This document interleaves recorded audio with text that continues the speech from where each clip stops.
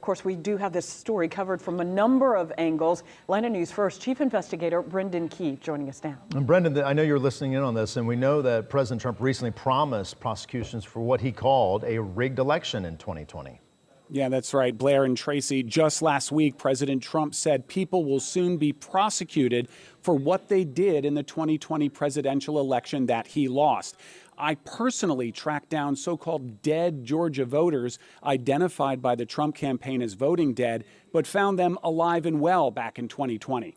President Trump also claimed surveillance videos of vote tabulation at State Farm Arena showed, quote, suitcases of ballots, but we verified they were standard ballot containers and not fraud. His personal attorney, Rudy Giuliani, lost a defamation suit against two Fulton County poll workers after falsely claiming that Ruby Freeman and Shay Moss were passing around thumb drives like they were, quote, vials of heroin or cocaine. That was, of course, absurd.